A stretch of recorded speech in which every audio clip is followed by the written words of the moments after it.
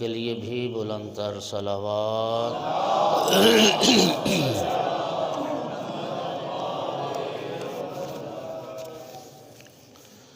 اعوذ باللہ من الشیطان اللعین الرجیم، بسم اللہ الرحمن الرحیم۔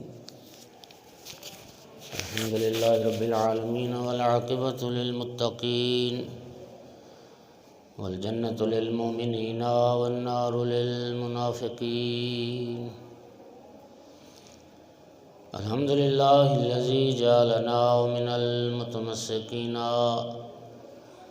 بولایت علی بن ابی طالب واولادہ المعصومین۔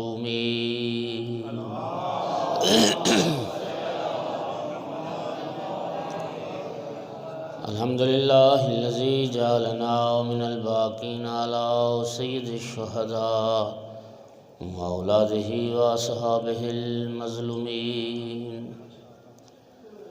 الصلاۃ والسلام والتحیۃ والاکرام علی رسولہ الکریم شفیع المذنبین انیس الغریبین ورحمۃ للعالمین۔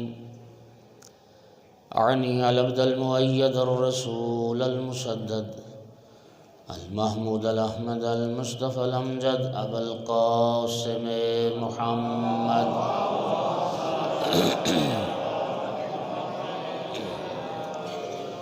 ثم الصلاۃ والسلام والتحیۃ والاکرام علی آلہ الطیبین الطاہرین المعصومین المنتجبین المنتخبین المظلومین، واللعنۃ الدائمۃ علی اعدائہم ملعونین من یوم عداوتہم الی قیام یوم الدین وبعد یوم الدین، اما بعد۔ فقال سبحانہ وتعالی فی کتابہ المجید، بسم اللہ الرحمن الرحیم۔ مرج البحرین یلتقیان بینہما برزخ لا یبغیان، فبأی آلاء ربکما تکذبان، یخرج منہما اللؤلؤ والمرجان، فبأی آلاء ربکما تکذبان۔ صلوات سارے حضرت۔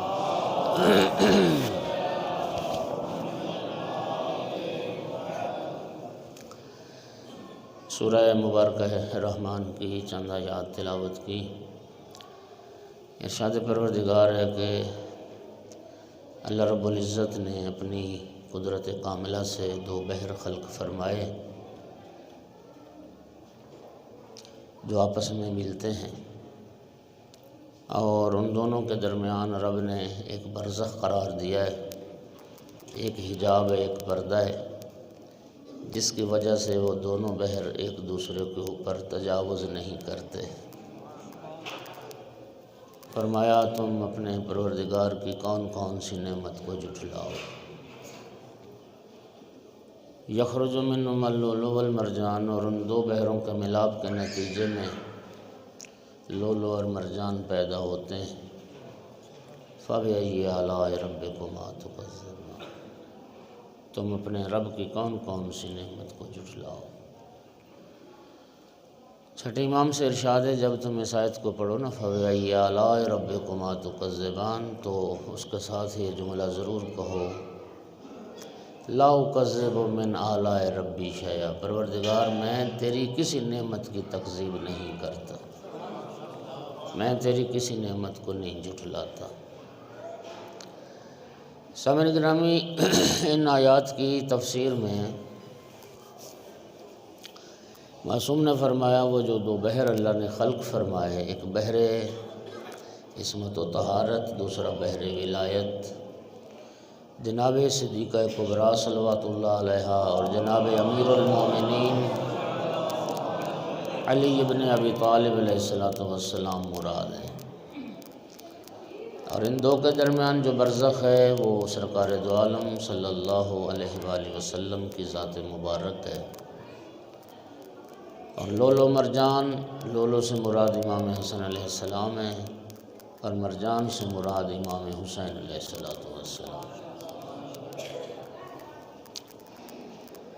سامعین گرامی، آج کی اس مجلس میں عالم اسلام کی اس خوبصورت ترین جو شادی تھی جناب سیدہ صلوات اللہ علیہ کی اور مولا امیر المومنین علیہ السلام کی، اس کا تذکرہ کرنا ہے۔ سامعین گرامی، شادی فی نفس ہی یہ ایک مستحب سنت عمل ہے۔ نبی کریم فرماتے ہیں نکاح من سنتی، یہ نکاح میری سنت ہے۔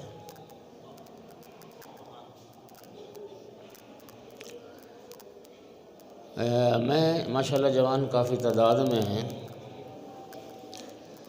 فی نفس ہی تو یہ ایک سنت اور مستحب عمل ہے شادی، لیکن جس جوان لڑکے لڑکی کے لیے گناہ میں مبتلا ہونے کا خطرہ پیدا ہو جائے تو فقہا فرماتے ہیں اس کے لیے پھر شادی کر لینا واجب ہے۔ جہاں نسل کا تسلسل مطلوب ہے،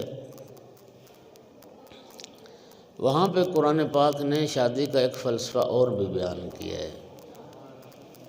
وَمِنْ آيَاتِهِ أَنْ خَلَقَ لَكُم مِّنْ أَنفُسِكُمْ أَزْوَاجًا لِتَسْكُنُوا إِلَيْهَا۔ اللہ پاک فرماتا ہے وَمِنْ آيَاتِهِ، اللہ کی آیات میں سے، اللہ کی نشانیوں میں سے ایک نشانی یہ بھی ہے کہ ان خلق لکم، اللہ نے تمہارے لیے تمہارے ہی اندر سے تمہاری ازواج کو، بیویوں کو خلق فرمایا ہے۔ اور بیویاں کیوں بنائیں اللہ نے؟ اس کا فلسفہ کیا ہے؟ لِتَسْكُنُوا إِلَيْهَا۔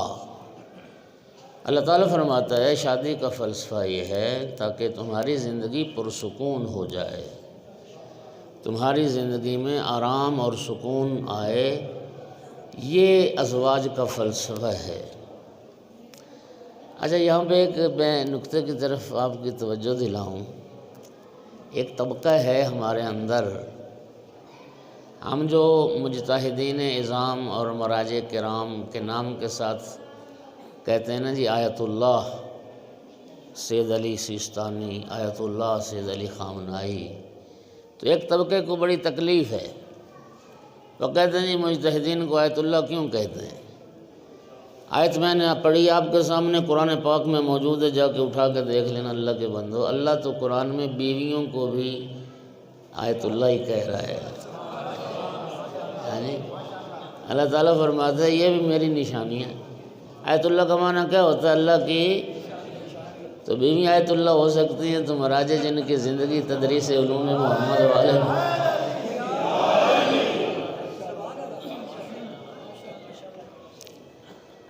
یہ بھی اللہ کی نشانی ہے، جو اللہ کی طرف بلاتے ہیں، جو اللہ کے دین کی طرف رہنمائی کرتے ہیں، جو انسان کی تکلیف شرعی کو معین کرتے ہیں، تو وہ اللہ کی نشانیاں کیوں نہیں؟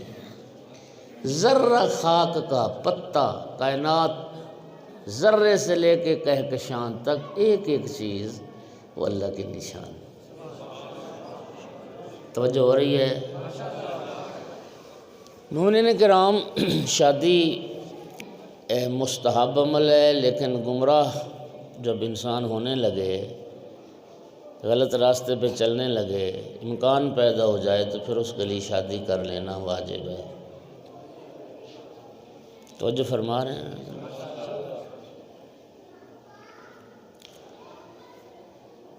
مولا امیر المومنین علیہ السلام کی عمر مبارک 21 سال تھی، اور جناب صدیقہ کبریٰ صلوات اللہ علیہ کی عمر مبارک 10واں سال تھا آقا زادی کا جب یہ شادی ہوئی۔ اور حکم بھی یہی ہے کہ جب اولاد جوان ہو جائے تو ان کی شادی میں جلدی کی جائے، اور خصوصاً جو بیٹیوں والے۔ سرکار کی بارگاہ میں جبرائیل علیہ السلام رب کی طرف سے یہ پیغام لائے،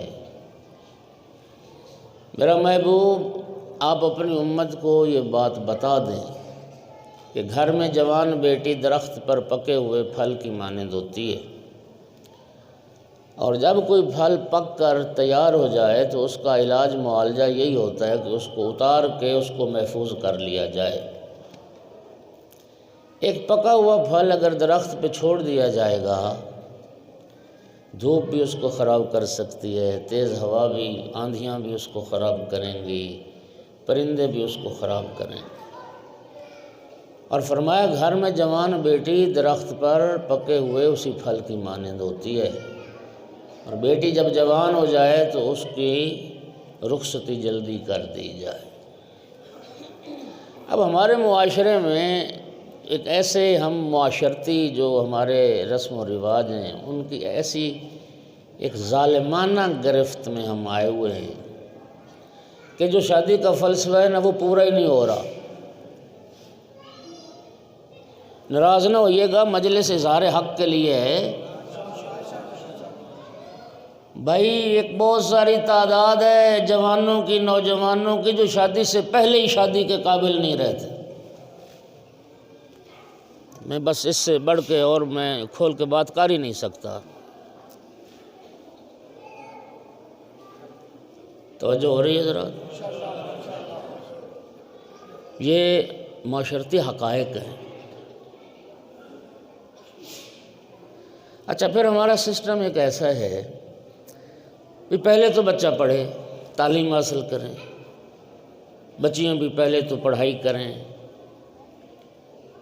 اب سکول، پھر کالج، پھر یونیورسٹی۔ اب بچے کے لیے تقاضا کیا ہے؟ تقاضا یہ ہے کہ پہلے تو تعلیم مکمل کرے، تعلیم مکمل کرنے کے بعد کوئی نوکری کرے یا کوئی کاروبار کرے، کوئی روزگار ہو اس کا۔ اور بھائی جان آج تو وہ ڈگریوں والے اعلیٰ ترین تعلیم یافتہ لوگ ڈگریاں اٹھائے دھکے کھاتے پھر رہے ہیں۔ کہاں ملے گی نوکری؟ تو پھر وہ کیا کیا جائے؟ وہ فریضہ ادا نہ کیا جائے؟ اور بچیاں تو جلدی جوان ہوتی ہیں۔ اب سارے جانتے ہیں کہ لڑکی جلدی مکلف ٹھہرتی ہے احکام الہیہ کی لڑکے کی نسبت۔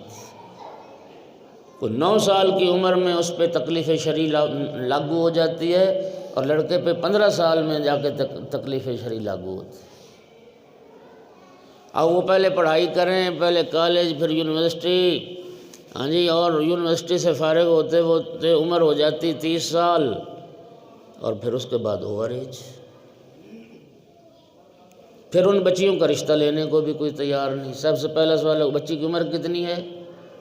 30 سال۔ پھر جھوٹ بولا جاتا ہے۔ تو کتنے مسائل ہیں۔ آپ ذرا ناراض تو نہیں ہو رہے آپ حضرات؟ اللہم صلی اللہ علیہ وسلم۔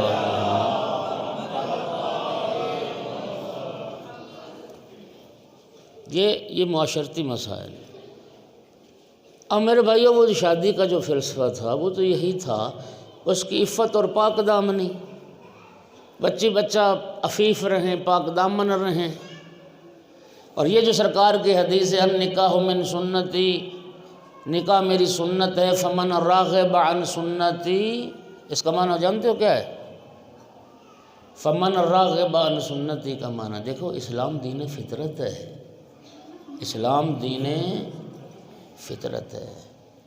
اسلام نے انسان کی جنسی خواہشات کی تکمیل پر کوئی پابندی عائد نہیں کی ہے، لیکن اسلام نے جنسی خواہشات کی تکمیل کے لیے ایک جائز راستہ بتایا جسے نکاح کہتے ہیں۔ کیا کہتے ہیں؟ نکاح، جسے نکاح کہتے ہیں۔ اب سرکار کے اس فرمان کا معنی کیا؟ نکاح من سنتی فمن راغب عن سنتی فلیس منی کا معنی یہ ہے کہ جو جنسی خواہشات کی تکمیل کے لیے نکاح کے علاوہ کوئی اور راستہ اختیار کرے، فلیس منی، اس کو مجھ سے کوئی تعلق نہیں ہے، میں اس کا نبی نہیں، وہ میرا امتی نہیں، جو نکاح کے علاوہ کوئی اور ذریعہ جنسی خواہشات کی تکمیل کے لیے اختیار ہے۔ کیا فائدہ ہوا پھر اس عمر میں جا کے شادی کی جب وہ کئی بار منہ کالا کر چکا؟ جب وہ اپنے دامن عصمت کو تار کر چکا، جب وہ فعل حرام کر چکا، پھر شادی کا فلسفہ، پھر معنی کیا ہوا؟ اور یاد رکھو وہ ماں باپ بھی مجرم ہوں گے جب جوان نے کہہ دیا، بچے نے اظہار کر دیا ماں باپ کے سامنے کہ مجھے اب شادی کی ضرورت ہے، میری شادی کی جائے، اور ماں باپ رکاوٹ بنے، نہیں پہلے کاروبار کرو اور پہلے نوکری کرو۔ اور سرکار کی حدیث مبارک ہے کہ جو بندہ اس خوف سے شادی نہیں کرتا کہ میں بیوی کو کھلاؤں گا کہاں سے،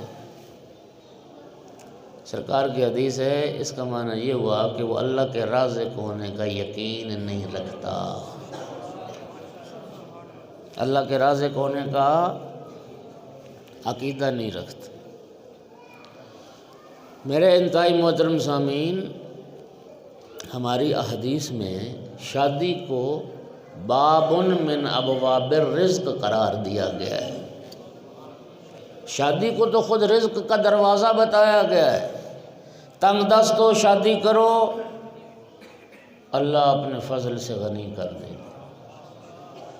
ان یکونوا فقراء یغنہم اللہ من فضلہ واللہ واسع علیم۔ اللہ قرآن میں وعدہ دے رہا ہے، تنگ دست بھی ہوگے رب غنی کر دے گا، وہ بہت وسیع خزانوں کا مالک ہے۔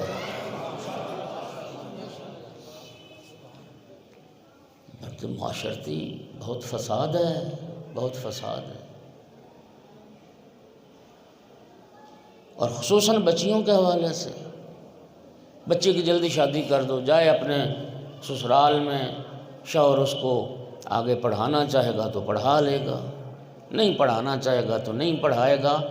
اس لیے کہ عورت کی شرعی ذمہ داری جو ہے نا، میں شرعی حوالے سے عرض کر رہا ہوں، عورت کی ذمہ داری نوکری کاروبار کرنا نہیں ہے، عورت کی ذمہ داری شوہر کی تابع داری ہے، خانہ داری ہے، گھر کو سنبھالنا ہے، نسل کی تربیت کرنا ہے۔ اصل ڈیوٹی تو اس کی ہے، اور ہم لگ گئے ہیں بیویوں کی کمائیاں کھانے۔ ہاں جی، کدھر جا رہے ہیں؟ اور جو شریعت کہتی ہے کہ اس کو پڑھاؤ، وہ کیوں پڑھاتے ہی نہیں؟ شریعت کہتی ہے بچیوں کو سورہ نور ترجمے تفسیر کے ساتھ پڑھاؤ، سورہ نور،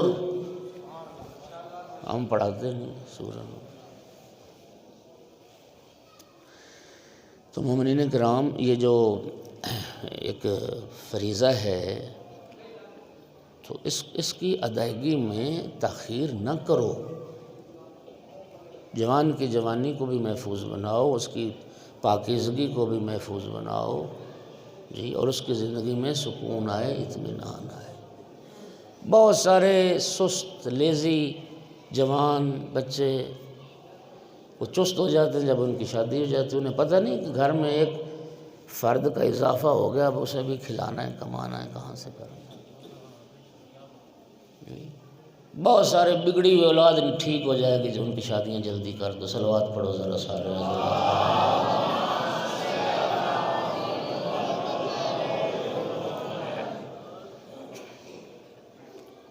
بہت سارے لوگ بی بی پاک صلوات اللہ علیہ کا رشتہ مانگنے آئے، خواستگاری کی۔ حیران ہو جاؤ گے، حضرت ابو بکر نے خواستگاری کی، حضرت عمر نے خواستگاری۔ جب بھی کوئی رشتہ مانگنے آتا نا سیدہ صلوات اللہ علیہ کا، نبی کریم کا جواب ہوتا امرہا الی ربہا، فاطمہ کا معاملہ اللہ کے ہاتھ میں ہے، جہاں رب چاہے گا سیدہ کا وہیں حق دو۔ عبد الرحمن بن عوف آیا، بہت مالدار تھا، عرض کرتا یا رسول اللہ میں تاریخ عرب کا کثیر ترین حق مہر دینے کو تیار ہوں، آپ اپنی لخت جگر کاغذ مجھ سے کر دیں۔ کتنا حق مہر؟ 100 اونٹ، اور 100 اونٹ بھی خالی نہیں، مصر کے قیمتی ریشمی کپڑوں سے لدے ہوئے، اور 10,000 دینار، بہت بڑی رقم اس زمانے میں، بہت بڑی۔ اتنا حق مہر دینے کو تیار ہوں، آپ اپنی لخت جگر کاغذ مجھ سے کر دیں۔ یہ سننا سرکار کے چہرے پر غضب کے آثار پیدا ہوئے، خاک پڑی تھی، ایک مٹھی بھر کے نبی کریم نے ابن عوف کے منہ پہ ماری اور ناراحت ہو کے فرمایا تو مجھے دنیا دار سمجھتا ہے، امرها الی ربها، فاطمہ کا معاملہ اللہ کے ہاتھ میں ہے، فاطمہ کا عقد وہیں ہوگا جہاں خدا چاہے۔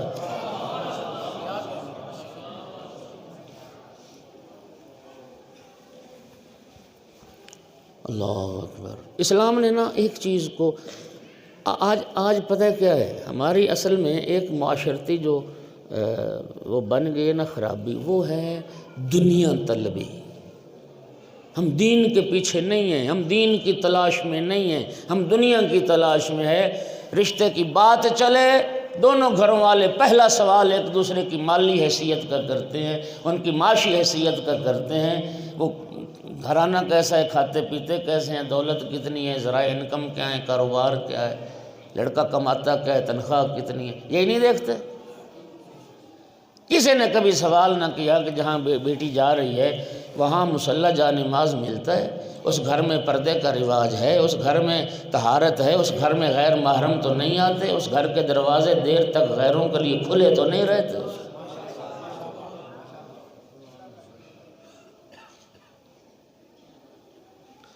وہ کیا کسی شاعر نے کہا تھا، ہم نے دیکھا ہے کہ دولت کے حسین شانوں پر لوگ آرام سے غیرت کو سلا دیتے۔ کس نے تمہیں کہا کہ دولت کی جو کثرت ہوتی ہے اس سے گھروں میں چین آتا ہے؟ ہمارے پاس نا کوئی سروے کا نظام نہیں ہے، ہمارے پاس اعداد و شمار نہیں ہے۔ ہر بندے کے ذہن میں ایک دو چار مثالیں ضرور ہوں گی، میرے ذہن میں بھی ہیں۔ طلاق کی سب سے زیادہ شرح دو طرح کے لوگوں کے گھرانوں میں، یا جاہل ترین گھرانوں میں جہاں دین دیانت کی بات ہی نہیں، یا ان گھرانوں میں طلاقیں زیادہ ہوتی ہیں جہاں پر دنیا کی ریل پیل بہت ہے، جو بہت امیر کبیر ہیں، یہ ان گھروں میں طلاق کی شرح زیادہ ہے۔ ان عیاش لوگوں کو کیا غرض اس سے کہ کسی کی بیٹی کی زندگی برباد ہوگی؟ ان عیاشوں کے لیے تو لوگ رشتے ہاتھ پہ لے کے کھڑے، یہ نہ صحیح تو وہ صحیح۔ جس طرح اللہ پاک فرماتا ہے نا، الا بذکر اللہ تطمئن القلوب، اللہ کی یاد سے دل مطمئن ہوتے ہیں، دلوں کو اطمینان نصیب ہوتا ہے۔ اللہ کے ذکر سے ہی گھروں میں بھی اطمینان نصیب ہوتا ہے۔ جہاں اللہ کی یاد ہوتی ہے، جہاں اللہ کا ذکر ہوتا ہے، جہاں دین کی پاسداری ہے۔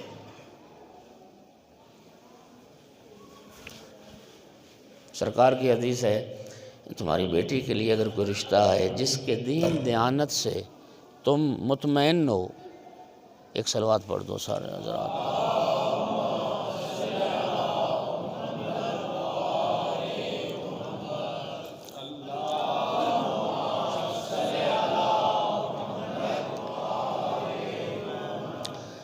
جو چیز شریعت کہتی ہے کہ رشتہ کرتے وقت دیکھو، وہ ہم نہیں دیکھتے۔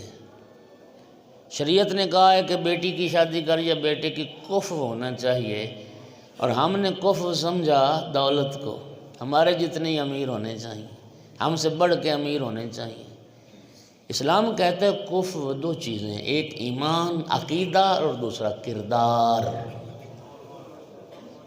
ایمان دیکھو، کردار دیکھو۔ سرکار کی حدیث ہے، جس بچے کے ایمان کردار سے تم اگر مطمئن ہو تو اس رشتے کو ٹھکراؤ نہیں،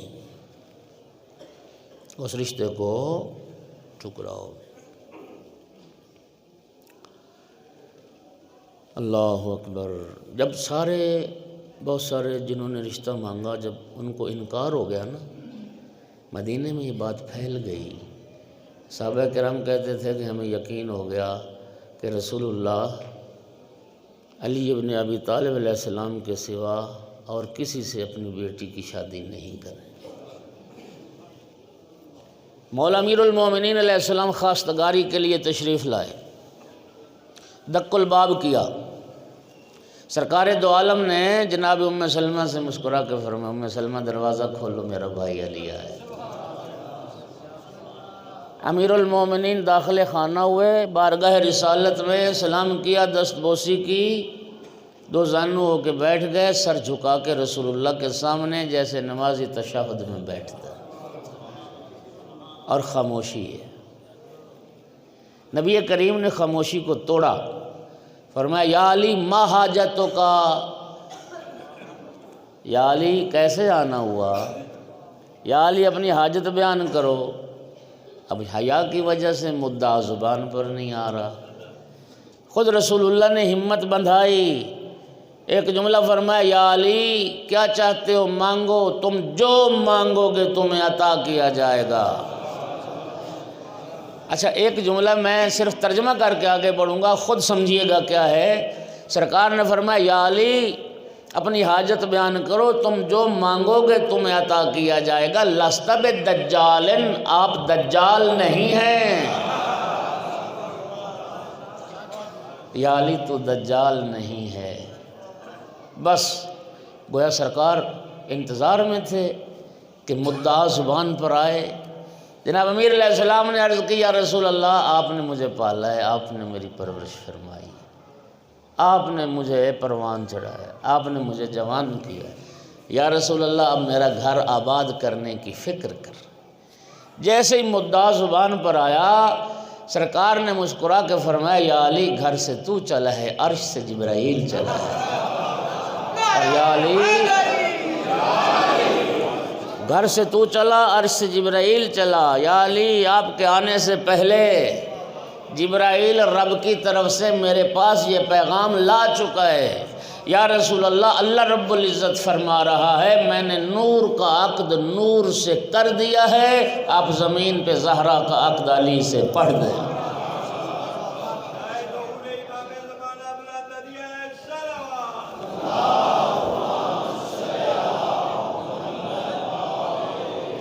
میں نے عرش پر نور کا عقد نور سے کر دیا، اب زمین پہ زہرا کا عقد علی سے پڑھ۔ ہمارے ایک نا محاورہ رائج ہے ہمارے معاشرے میں، کہتے ہیں جی جوڑے عرشوں پر بنتے ہیں، ہے نا؟ یہ بات جو شادی کے کارڈ چھپتے ہیں اب تو آئے روز جدت، اسراف ہی اسراف، فضول خرچی فضول خرچ۔ پتہ نہیں اس اسراف کا کیا جواب دیں گے ہم، پتہ نہیں یہ کیا ہوتا ہے۔ بار بار صلوات ایک پڑھیں سارے حضرات بولیں۔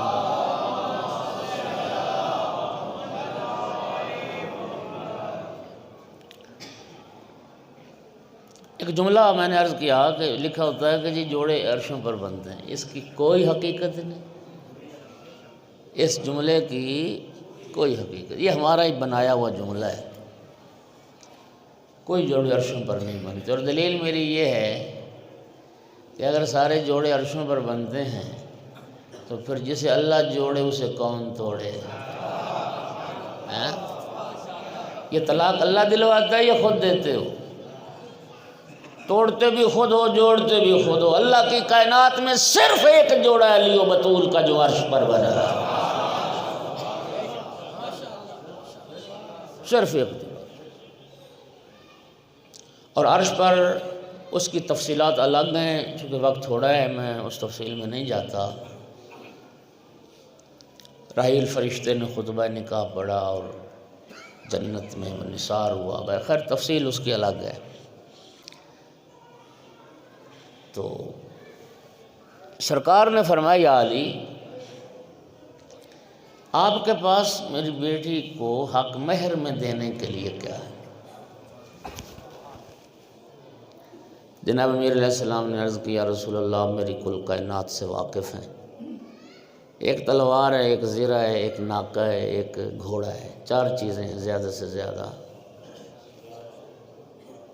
تلوار، زرہ، ناکہ، اونٹنی، ایک گھوڑا۔ سرکار نے فرمایا یا علی تو مرد میدان ہے، مجاہد اسلام ہے، تلوار بھی تیری ضرورت ہے، گھوڑا بھی تیری ضرورت ہے، اور روزگار کے لیے، معاش کے لیے ناکہ آبکشی کے لیے چاہیے تھا، وہ بھی تیری ضرورت ہے، روزگار زندگی۔ یا علی تو جیسے بہادر کے لیے زرہ ضروری نہیں، وہ زرہ مولا امیر المومنین علیہ السلام کی جناب سیدہ طاہرہ صلوات اللہ علیہ کا حق مہر قرار پائے۔ اس زرہ کو فروخت کیا گیا۔ 480 درہم کی بھی روایت ہے، زیادہ روایت 500 درہم کی ہے۔ 500 درہم کی وہ زرہ فروخت کی گئی۔ یہ 500 درہم حق مہر تجویز ہوا۔ سرکار اٹھے سیدہ طاہرہ صلوات اللہ علیہ کے پاس، کیونکہ شریعت یہی کہتی ہے اولاد جوان ہو، بیٹی جوان ہو تو بیٹی کی رائے معلوم کی جائے۔ ماں باپ کو اپنی رائے جوان اولاد پر مسلط نہیں کرنا چاہیے۔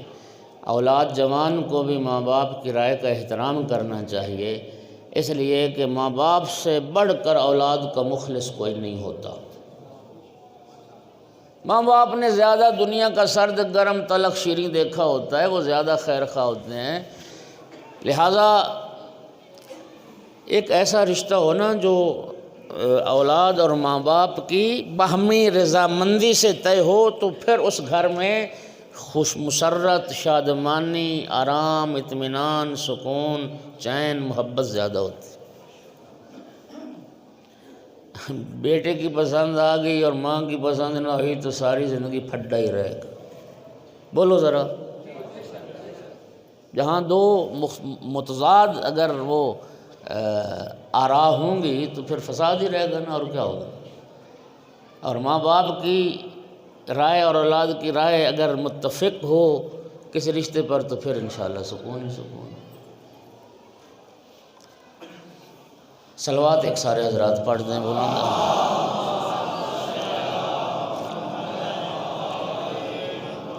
500 درہم حق مہر تجویز ہو۔ سرکار دو عالم اٹھے سیدہ طاہرہ صلوات اللہ علیہ کے پاس تشریف لائے اور آ کے فرمائے، فاطمہ بیٹی، تیرا رشتہ مانگنے وہ آیا ہے۔ اقدمہم سلما و اکثرہم علما و اعظمہم حلما، جو اسلام میں سب سے مقدم ہے، جس کا علم سب سے زیادہ ہے، جس کا حلم حوصلہ بردباری بھی سب سے زیادہ ہے۔ فاطمہ بیٹی، علی آئے ہیں تمہاری خواستگاری کے لیے، جن کے اسلام جیسا کسی کا اسلام نہیں، جن کے علم جیسا کسی کا علم نہیں، جن کے حلم جیسا کسی کا حلم نہیں۔ فاطمہ بیٹی، آپ کی کیا رائے ہے؟ سیدہ طاہرہ صلوات اللہ علیہ نے شرم و حیا سے سر جھکا دیا۔ نبی کریم نے نعرہ تکبیر بلند کیا، اللہ اکبر، فرمایا سکوتہا اقرارہا، فاطمہ کی خاموشی فاطمہ کا اقرار۔ پھر بھی پاک نے جملے فرمایا، رضیت عن اللہ وعن رسول اللہ، میں اللہ سے بھی راضی ہوں، میں اللہ کے رسول سے بھی راضی ہوں۔ رب نے اور رب کے رسول نے میرے لیے جس رشتے کو پسند کیا میں بطول اسی پر راضی ہوں۔ فرمایا فاطمہ بیٹی، 500 درہم آپ کا حق مہر۔ اس وقت عرض کی، یا ابتا ان بنات الناس یتزوجن بالدراہم وانا بنتک یا رسول اللہ فما الفرق بینی و بینہن۔ بابا، عام دنیا دار عورتوں کا حق مہر بھی یہی درہم و دینار ہوتے ہیں، میں رسول ثقلین کی بیٹی ہوں، میرا حق مہر بھی یہی درہم و دینار، فما الفرق بینی و بینہن۔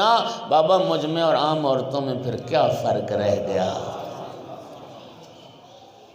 توجہ چاہ رہا ہوں۔ نکاح کی جب محفل ہوتی ہے نا جی، تو پھر اس میں حق مہر کی بحث تو چھڑتی ہے، یہ کتنا حق مہر ہونا چاہیے۔ کوئی کہے گا جی شرعی حق مہر لکھ لیں۔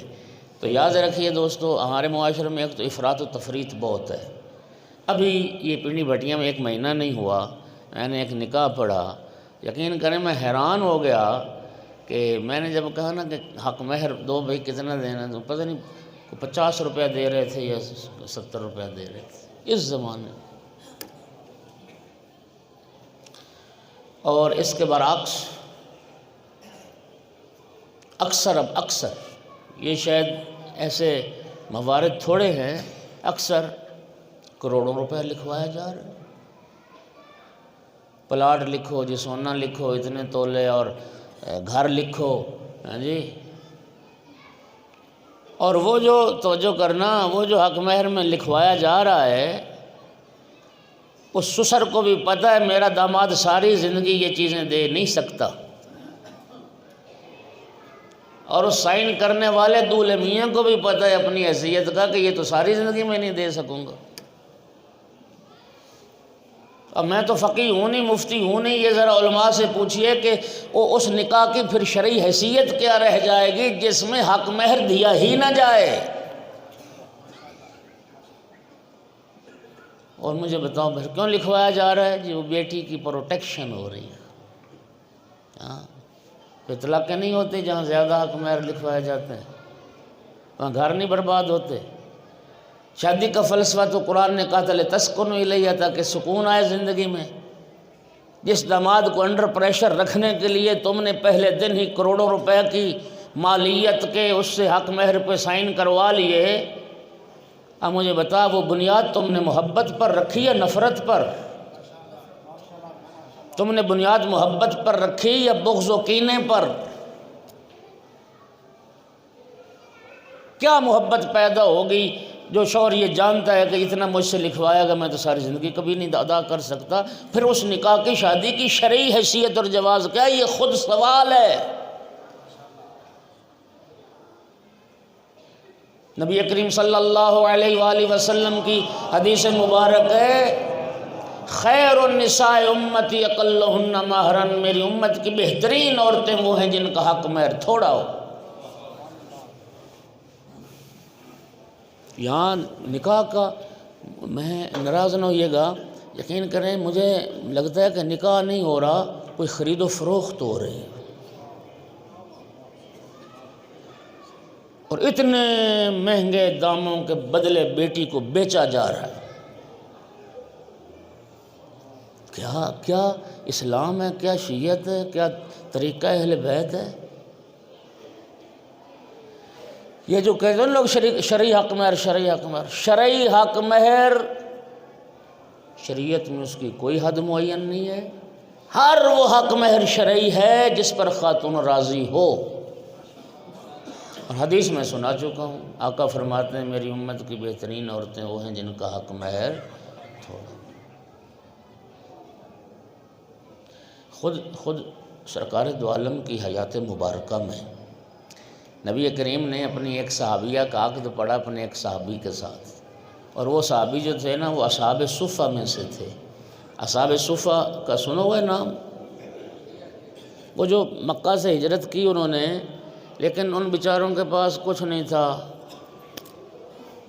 نہ مال دنیا میں سے کچھ تھا، نہ ان کے بیوی بچے تھے، اکیلے تھے بیچارے، فقیر مسکین لوگ تھے۔ آ گئے نبی پاک نے جب مسجد بنائی، ساتھ ایک چبوترا بنایا، تو یہ وہاں پڑے رہتے تھے۔ انصار جو تھے مدینے کے لوگ وہ انہیں کھانا پانی دے دیتے تھے، سرکار سے وہ درس پڑھتے تھے، احکام سیکھتے تھے، اسلام سیکھتے تھے۔ ان میں سے ایک کی شادی کی، سرکار جب عقد پڑھنے لگے تو اس صحابی سے فرمایا کہ تمہارے پاس کیا ہے حق مہر میں دینے کو؟ کوئی درہم دینار ہے تمہارے پاس؟ کہتا نہیں یا رسول اللہ میرے پاس تو کچھ نہیں، کنگلا۔ نبی پاک نے فرمایا کوئی انگوٹھی تیرے پاس؟ انگوٹھی، کوئی چھلا؟ یہ روایت کے لفظ ہے جو میں پڑھ رہا ہوں کہ انگوٹھی چھلا کوئی چیز ایسی؟ کہتا نہیں یا رسول اللہ یہ بھی نہیں۔ سرکار نے اس کی جو صحابیہ تھی نا زوجہ بننے والی، آقا نے اس سے فرمایا کہ تیرے شوہر کے پاس تو مال دنیا میں سے دینے کے لیے کچھ بھی نہیں۔ عرض کرتی یا رسول اللہ میرا شوہر مجھے قرآن پڑھنا سکھا دے، یہی میرا حق مہر ہے۔ یعنی رسول اللہ کی زندگی میں خود رسول اللہ نے اس حق مہر پر پھر نکاح پڑھا۔ عرض کرنے کا مقصد کیا ہے؟ ہر وہ حق مہر شرعی ہے جس پر خاتون راضی ہو۔ جب سرکار نے فرمایا فاطمہ بیٹی 500 درہم آپ کا حق مہر ہے، تمہیں یہ منظور ہے؟ اس وقت عرض کی یا بتا ان بنات الناس یتزوجن بالدراہم، بابا دنیا کی عام عورتوں کا حق مہر بھی یہی درہم و دینار ہوتا ہے۔ فانا بنتک یا رسول اللہ، بابا میں تو آپ کی بیٹی ہوں، فما الفرق بینی و بینہن، مجھ میں اور عام عورتوں میں پھر کیا فرق رہ گیا؟ سرکار نے فرمایا بتاؤ فاطمہ بیٹی تو حق مہر میں کیا چاہتی ہے؟ عرض کی یا بتا ان تدعو ربک ان یجعل الشفاعۃ مہری فی عصاۃ امتک، بابا رب سے دعا کریں، میں درہم و دینار نہیں چاہتی، رب سے دعا کریں اللہ آپ کی گناہگار امت کی شفاعت کا حق مجھے حق مہر کے طور پہ عطا فرمائے۔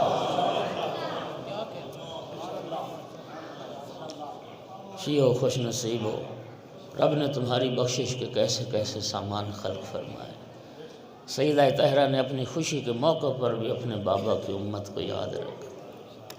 تشنود قائم محمد والے محمد بلندر صلوات۔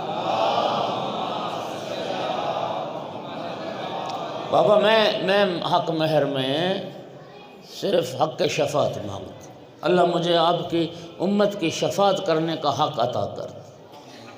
نبی کریم نے دعا فرمائی، جبرائیل علیہ السلام اللہ کی طرف سے جنت سے سبز ریشم کے کپڑے پر رب کی طرف سے یہ تحریر و نوشتہ لے کے بارگاہ رسالت میں حاضر ہو گئے، جس پر یہ لکھا تھا، میرا محبوب میں نے حق شفاعت اپنی کنیز خاص فاطمہ زہرا کو عطا کر۔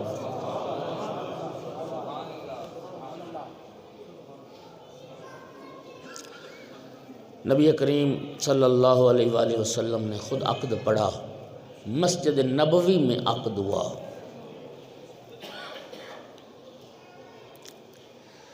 اور پھر سرکار نے سیدہ طاہرہ صلوات اللہ علیہ کا ہاتھ مولا امیر المومنین کے ہاتھ میں دے کر ایک جملہ فرمایا، یا علی ان اللہ زوجک فاطمہ، یا علی میں نے نہیں، اللہ نے تیری تزویج فاطمہ زہرا سے فرمائی۔ اور یاد رکھیے نبی پاک کی حدیث آپ سب کو یاد ہے، ہزاروں بار سنی۔ اب ظاہر ہے یہ خمسہ عشرہ کئی سالوں سے چل رہا ہے، تو کوئی بھی روایت اب میرے خیال میں ایسی اس موضوع سے متعلقہ نہیں رہ گئی جو آپ نے نہیں سنی۔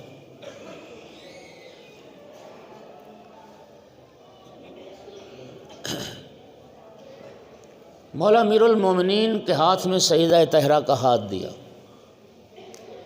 یہ سرکار کی حدیث جو آپ نے سنی، لولا علی لما کان لفاطمۃ قفن علی وجہ الارض من آدم ودونہ۔ نبی کریم نے فرمایا، متفق علیہ حدیث ہے، اگر کائنات میں علی ابن ابی طالب نہ ہوتے میری بیٹی فاطمہ زہرا کی ہمسری اور برابری کرنے والا کوئی نہیں تھا، کوئی کفو نہیں تھا میری بیٹی زہرا کا، نہ آدم ہمسری کر سکتا تھا، نہ آدم کے علاوہ کوئی اور نبی ہمسری کر سکتا۔ دوستو ہمسری کرنا تو دور کی بات، امام جعفر صادق علیہ السلام نے فرمایا، ما تکاملت النبوۃ للنبی حتی قر بفضلها و محبتها، کسی نبی کی نبوت اس وقت تک مرحلہ تکمیل تک نہیں پہنچی جب تک فاطمہ زہرا کی محبت و فضیلت کا اقرار نہیں کر۔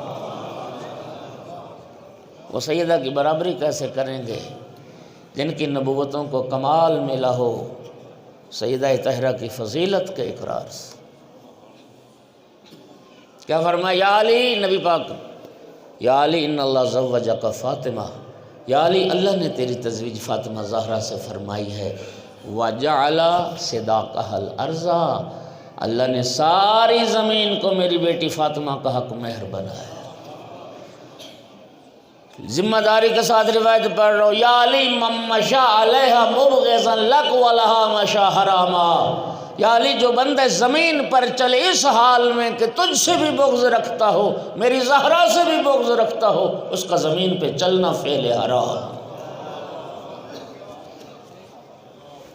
اس کا زمین پہ چلنا فعل حرام ہے جو آل رسول سے بغض رکھتا ہے۔ پتہ نہیں وہ کس شعر کا کلام ہے، امر ہو گیا، بچے کو ایک مصرع آتا ہے، بے حب اہل بیت عبادت حرام ہے، سنتے ہو نا، بے حب اہل بیت۔ کبھی آپ نے غور کیا کہ محبت اہل رسول کے بغیر عبادتیں فعل حرام کیوں بن جاتی؟ توجہ، علماء تشریف فرما ہیں، کچھ ہوتے ہیں عبادات کے صحیح ہونے کی شرائط، کچھ ہوتے ہیں عبادات کے قبول ہونے کی شرائط۔ یہ دو الگ الگ چیزیں ہیں۔ ضروری نہیں ہر عبادت صحیح ہو اور ہر صحیح قبول ہو۔ عبادات کی قبولیت کی شرائط ہیں، وہ ہوں گی تو قبول ہوں گی، شرط ہی نہیں ہوگی تو قبول کہاں سے ہو۔ اور کچھ ہوتی ہیں عبادات کے صحیح ہونے کی شرائط۔ وضو کے صحیح ہونے کی شرائط میں کیا ہے؟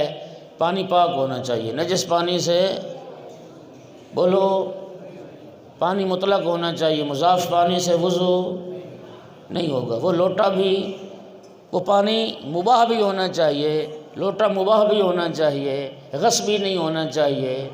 نماز کے صحیح ہونے کی شرائط، لباس پاک ہونا چاہیے، بدن پاک ہونا چاہیے، جائے نماز کو پاک ہونا چاہیے، قبلہ رخ کھڑا ہونا چاہیے۔ یہ سارے ہر عبادت کے صحیح ہونے کی شرطیں الگ ہیں۔ تمام عبادات کی قبولیت کی ایک ہی شرط ہے اور اس کا نام ہے اقرار ولایت محمد و آل محمد۔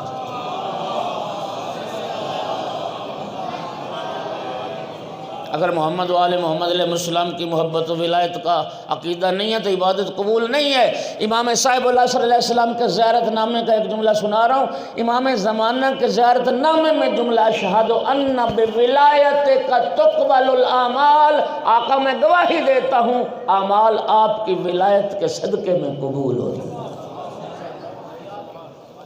اور امام صادق علیہ السلام کی حدیث لا یقبل عمل الا بولایتنا، کسی کا کوئی عمل ہماری ولایت کے بغیر قبول نہیں ہو سکتا۔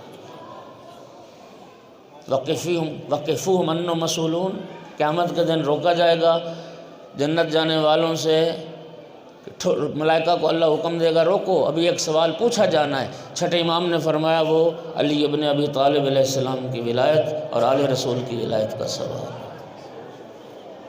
اب بات سمجھ آ گئی؟ اچھا، عبادات کے جو صحیح ہونے کے شرائط ہیں، یہ مستورات کتنا شور کر رہی ہیں یار، کیا ہو گیا ادھر؟ کوئی سانپ نکل آیا ہے؟ کیا ہو گیا ادھر؟ میری مائیں بہنیں ذرا خیال کریں، مجلس کا احترام کریں، بہت تکلیف دہ صورتحال ہے۔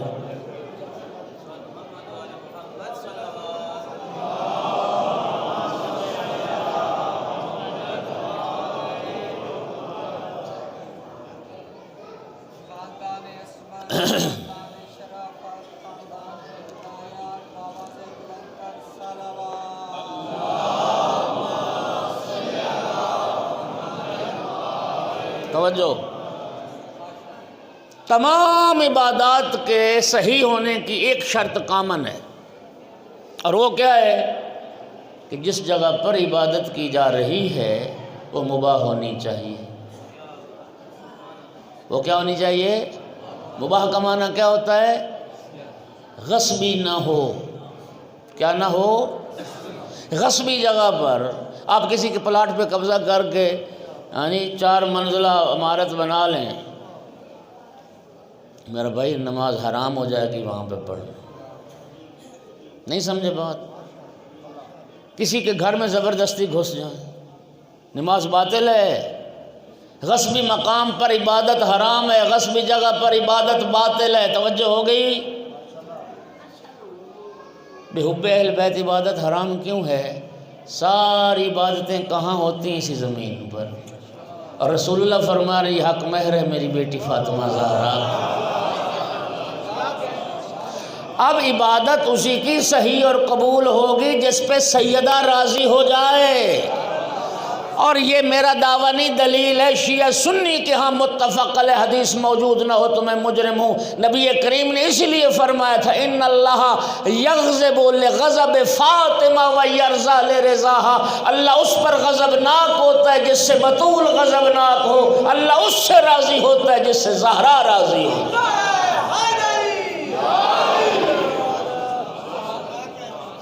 بات سمجھ آئی ہے؟ اچھا، اشارہ کر کے آگے بڑھ جاؤں گا، کتنے بندے پہنچو گے مجھے نہیں پتا۔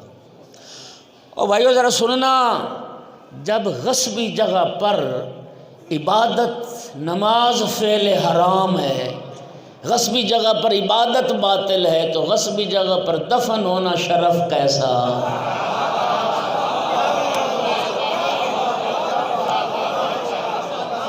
صلوات پڑھ دو محمد و آل محمد کی ذات۔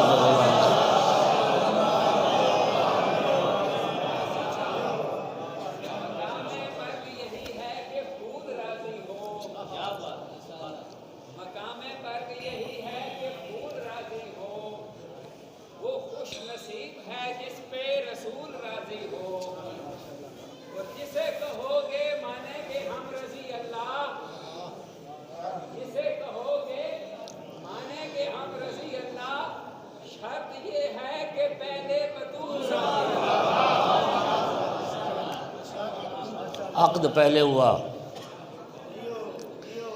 کچھ دنوں کے بعد رخصتی ہوئی، یکم ذی الحج کو۔ اب دامن وقت میں گنجائش نہیں رہی، میں تب تفصیل میں جا ہی نہیں سکتا۔ مولا امیر علیہ السلام نے گھر بنایا، اس کی بھی تفصیلات ہیں۔ سرکار نے حکم دیا جناب ام سلمہ کو کہ میری بیٹی فاطمہ کو تیار کرو۔ سیدہ طاہرہ کی شادی پر ایک نیا جوڑا، سفید رنگ کا جوڑا تھا سوتی، ایک نیا جوڑا بی بی پاک کی شادی کے موقع پر بنایا گیا، بس سیدہ طاہرہ کو دلہن بنایا گیا۔ رات کے وقت سیدہ کی رخصتی کا مرحلہ طے ہوا، بی بی پاک کو دلہن بنایا گیا۔ جب رخصتی کا وقت آیا نا، اللہ جانتا ہے، نہ گانے تھے، نہ باجے تھے، نہ شہنائیاں، نہ موسیقی، نہ ڈھول، کیا تھا؟ صرف تکبیر کی صدائیں، اللہ اکبر اللہ اکبر اللہ اکبر۔ اور اس وقت سے دلہن کی رخصتی کے وقت تکبیر کہنا سنت قرار پایا۔ جناب سیدہ طاہرہ صلوات اللہ علیہ کے لیے ایک مرکب لایا گیا، اس مرکب پہ بی بی پاک کو سوار کیا گیا، اس مرکب کی مہار پکڑنے کا شرف سلمان فارسی کو عطا کیا۔ اس رخصتی کی ایک ظاہری شان ہے، ایک باطنی شان ہے۔ ظاہری شان یہ ہے کہ اس مرکب کے آگے آگے امہات المومنین چل رہی تھیں، بنی ہاشم کی مستورات چل رہی تھیں، کنیزیں چل رہی تھیں، اور امہات المومنین جناب سیدہ صلوات اللہ علیہ کی عظمت کا قصیدہ پڑھتے ہوئے چل رہے۔ اس مرکب کے پیچھے پیچھے سارے بنی ہاشم تھے، سارے بنی ہاشم، جناب حمزہ کہیں تھے اور باقی حضرات کہیں تھے، تلواریں بے نعام تھیں اور سب کی زبان پہ تکبیر کی صدائیں تھیں۔ ایک باطنی شان ہے روایات میں، مرکب کے آگے آگے جبرائیل 70,000 فرشتوں کے ساتھ چل رہے تھے، دائیں طرف میکائیل 70,000 فرشتوں کے ساتھ چل رہے تھے، بائیں طرف اسرافیل 70,000 فرشتوں کے ساتھ چل رہے تھے، عقب میں اسرائیل 70,000 فرشتوں کے ساتھ چل رہے تھے۔ اور نبی کریم اپنی لخت جگر کو رات کے وقت مولا امیر المومنین علیہ السلام کے گھر میں چھوڑ کے آئے۔ سرکار نے ایک پیالہ پانی کا طلب کیا، اپنے لبہ مبارک سے متبرک بنایا، پھر تھوڑا سا پانی سیدہ طاہرہ کے وجود پر چھڑکا، تھوڑا سا پانی امیر المومنین علیہ السلام کے وجود پر چھڑکا، باقی پانی گھر کے کونوں میں اطراف میں چھڑکا گیا۔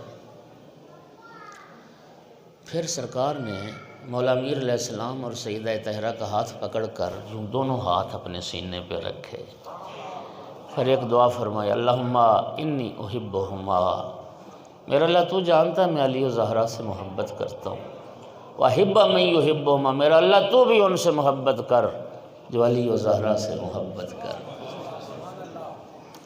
پھر سرکار نے دعا فرمائی، میرا اللہ علی و زہرا کو مبارک اولاد عطا کرنا، مبارک نسل عطا کرنا۔ اور پھر خداوند عالم نے کیا مستجاب کی اپنے محبوب کی دعا کو، ہاں، حسن اور حسین جیسے بیٹے، زینب و کلثوم جیسی بیٹیاں، ساری معصوم ذریت عطا فرمائی۔ پھر آخر میں سرکار نے ایک وصیت مولا امیر المومنین کو کی، ایک وصیت سیدہ طاہرہ کو کی۔ گھر یوں آباد کیے جاتے ہیں، فاطمہ بیٹی تیرے بابا کے بعد اللہ کی کائنات میں سب سے افضل و اشرف و اعلیٰ انسان علی جس سے تیرا عقد ہوا ہے۔ فاطمہ بیٹی علی کے گھر میں دولت کی فراوانی تو نہیں ہے، فاطمہ بیٹی کبھی علی سے کوئی ایسی خواہش نہ کرنا جسے علی پورا نہ کر سکے۔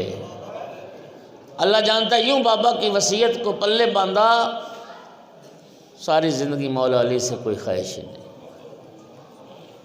ایک وصیت مولا علی کو فرمائی، یا علی میری اکلوتی بیٹی ہے فاطمہ، یا علی میری فاطمہ تیرے پاس امانت ہے، یا علی میری فاطمہ کا بہت خیال رکھ، یا علی میری فاطمہ کا بہت خیال رکھ۔ دعائیں دے کے رخصت ہو گئے۔ عرب میں ایک رسم تھی جسے نبی کریم نے باقی رکھا۔ شادی کے بعد یعنی بچی کی رخصتی کے بعد جب پہلا دن آتا تھا تو بیٹی کے ماں باپ بیٹی کے لیے کھانا لاتے تھے، داماد کے لیے۔ نبی کریم نے کھانا بنوایا، جناب سیدہ طاہرہ کے لیے، مولا امیر المومنین علیہ السلام کے لیے نبی کریم کھانا لے کے آئے۔ جناب امیر نے بڑھ کے استقبال کیا، سیدہ طاہرہ نے بڑھ کے استقبال کیا، کھانا بیٹی کے حوالے کیا اور ایک جملہ فرمایا، فاطمہ بیٹی کاش آج تیری ماں خدیجہ زندہ ہوتی، کاش آج خدیجہ زندہ ہوتی، خدیجہ آتی کھانا لے۔ خدیجہ تو نہیں، میں آیا ہوں۔ اور جب بی بی کو حوالے کیا نا کھانا، اب سرکار کی جو نگاہ پڑی سیدہ طاہرہ کے لباس پر تو بی بی نے وہی پرانا لباس، وہی پیوانے لگا لباس پہن رکھا تھا۔ نبی کریم کی آنکھوں میں آنسو آ گئے۔ سرکار نے فرمایا، فاطمہ بیٹی تیری شادی کا پہلا دن ہے، وہ جو نیا لباس تیار کیا گیا بیٹی وہ زیب تن کرتے، یہ پرانا کیوں پہن لیا؟ عرض کرتی، بابا جب آپ رات دعائیں دے کے رخصت ہو گئے تھے، آپ کے جانے کے بعد دروازے پہ کوئی مانگنے والی آ گئی تھی، کہتی تھی میں محتاج لباس ہوں بابا، میں نے وہ لباس اس مانگنے والی کو عطا کر۔ فاطمہ بیٹی تیری شادی کا پہلا دن تھا، وہ جو نیا لباس بنایا گیا وہ زیب تن کرتی۔ اگر رہ خدا میں دینا تھا تو یہ پرانا دے دیتی، نیا لباس خود پہن لیتی۔ اس وقت عرض کی، بابا مجھے اللہ سے حیا آتی تھی، راہ خدا میں دوں اور پرانا لباس دوں، اس لیے کہ اللہ تو قرآن میں فرماتا لن تنالوا البر حتی تنفقوا مما تحبون، تم اس وقت تک نیکی کو پا نہیں سکتے جب تک اپنی محبوب شے کو راہ خدا میں خرچ نہ کرو۔ بابا میں نے اللہ کی رضا کے لیے وہ لباس عطا کر دیا۔ بس شہادت ہو گئی سیدہ طاہرہ کی، نصف شب کو جنازہ اٹھا۔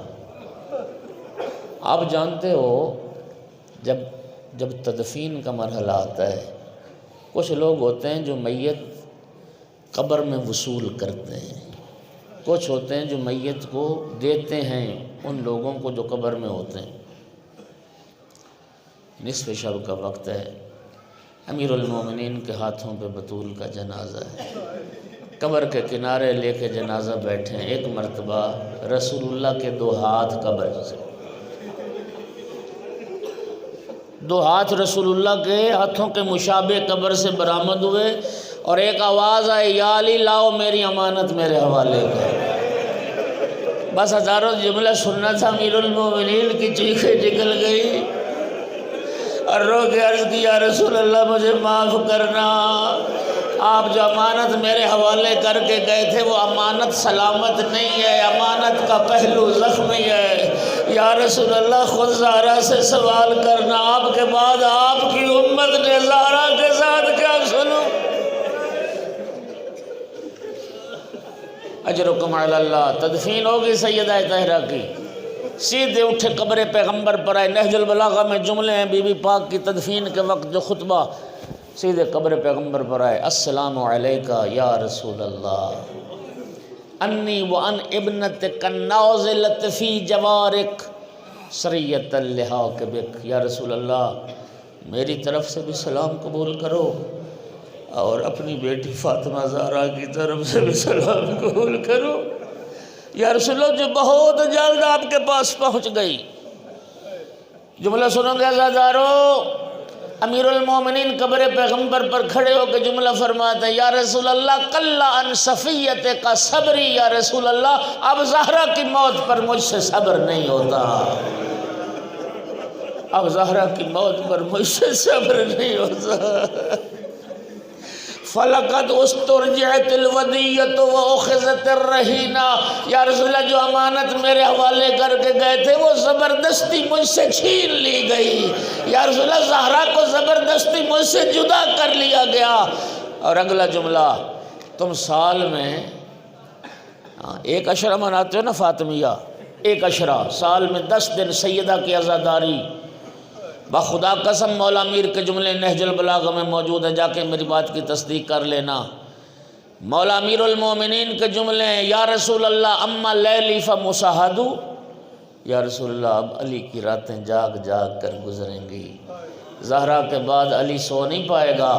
اور اگلا جملہ وَأَمَّا حُزْنِي فَسَرْمَدُ، یا رسول اللہ علی جب تک زندہ رہے گا زہرا کا عزادار بن کے زندہ رہے گا، علی جب تک زندہ رہے گا زہرا کا عزادار بن کے۔